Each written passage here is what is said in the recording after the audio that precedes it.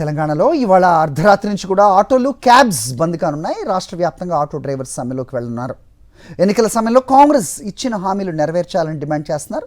రేపు సుందరయ్య విజ్ఞాన కేంద్రం నుంచి ఆర్టీసీ క్రాస్ రోడ్ వరకు కూడా భారీ ర్యాలీ జరపనున్నారు. తమ బంద్కు ప్రజలు సహకరించాలని కార్మిక యూనియన్స్ నేతలు విజ్ఞప్తి చేస్తున్నారు.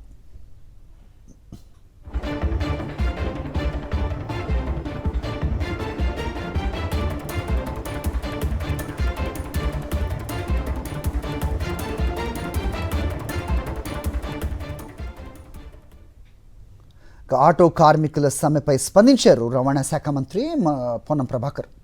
ఆటో కార్మికుల సమస్యలను ప్రభుత్వం పరిగణలోకి తీసుకుందని, సంక్షేమ బోర్డు ఏర్పాటు చేస్తామని హామీ ఇచ్చారు.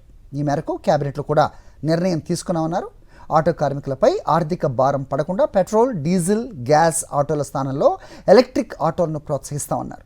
ఆర్థిక సాయం చేయడానికి కొత్త పథకం తెస్తామని తెలిపారు మంత్రి పొన్నం. ఆటో ఛార్జీల పెంపుపై కూడా ప్రత్యేక కమిటీ వేస్తామన్నారు.